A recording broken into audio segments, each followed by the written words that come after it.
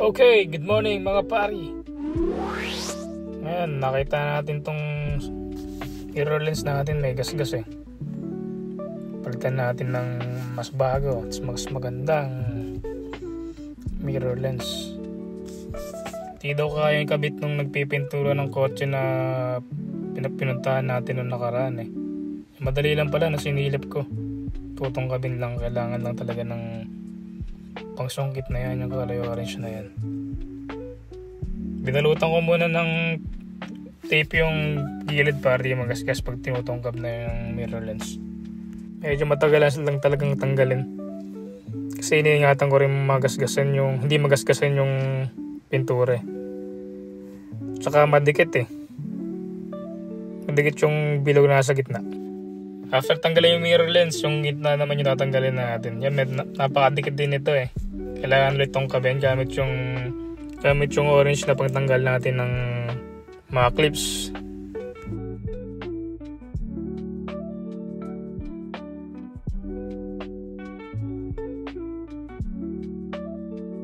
At ikakabit natin ngayon na mirror lens yan, kulay blue yan. Anti-glare yung lens na yan, hindi yan pag nakakalog yung kotse mo, matagtag, hindi yan yung nagbe-blur.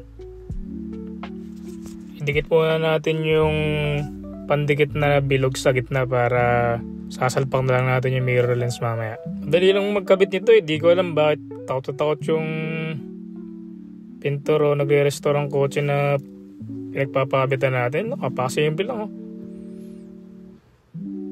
Matagal lang talaga yung alignment dito pag didikit mo na yung mismong lens sa mismong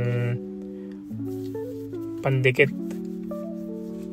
Yan, pumasok ka tayo sa loob para mas madali nating malayan yung lens. Tapos pinaba na rin natin yung window para mas check natin kung nagitna o hindi.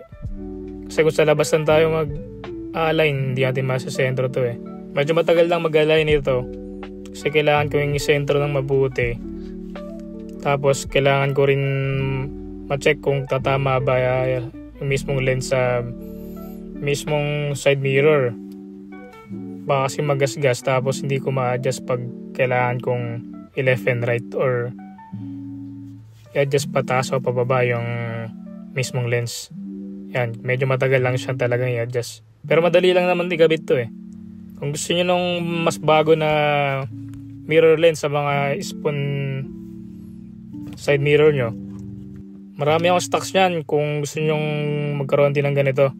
Tsaka libre kabit na rin kung gusto nyo puntahan dito yung mismong item. Let's go!